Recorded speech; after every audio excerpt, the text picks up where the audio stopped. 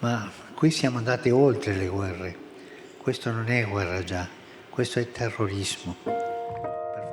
We've gone beyond war. This isn't waging war anymore. This is terrorism.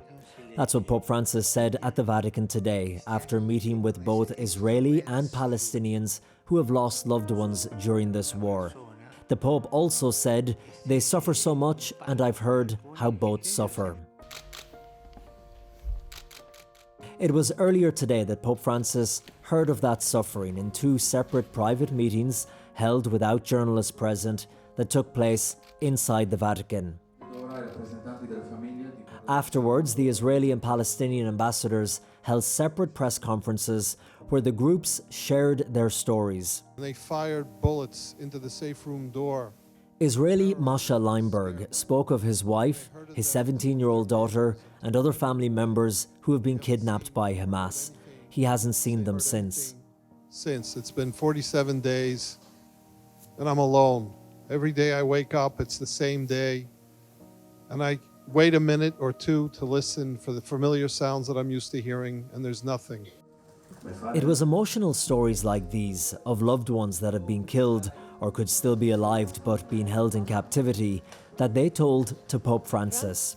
And I'm here on behalf Karina of Ariv Sister spoke of her 19-year-old sister who was also taken. She's my only sister and she's all I have in this world. She was kidnapped from her bed in her pajamas with other girls. Other girls were murdered. Rachel Goldberg's son was at a music festival when Hamas attacked and was severely injured. He texted her saying, "I love you and I'm sorry." She doesn't know where he is today. Well, I can't really describe it because it's really living in a parallel universe. I don't know, is your mother still alive? Yes. So just picture what your mother would be feeling if for 47 days she knew you were either dead or that you were kidnapped with your arm blown off underground in a war zone. So that's how I'm doing. The Israeli group said that while their meeting with Pope Francis was shorter than they would have liked, he listened to them. He said that what was done was were acts of terror. It's not like we had to convince him to help us. He was saying over and over again that he will do everything in his power. It's connected because Just after, in another location, the Palestinian group who met the Pope told stories of their families' homes being turned to rubble, their power and water being cut off, and the bleakness of what life is like in Gaza today. Most of them are living outside of Gaza, but have lived there in the past, or have family members there at the moment.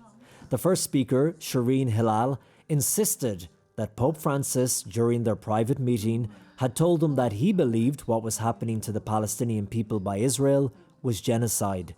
However, according to the Associated Press, Vatican spokesperson Matteo Bruni said he didn't believe Pope Francis used that term. It is, and he stated clearly by saying it is genocide and ceasefire. Fire should be seized. That means the people, the innocent people of Gaza, should live normally like the rest of the world. Mohammed Halalu spoke about his family who were living in Gaza and were killed after their building was hit by a bomb. My mother, my sisters, my brothers, and their children have been all killed in one instant. That is not easy. 30 lives. These are not statistics. These are people who I lived with. I have memories with every one of them.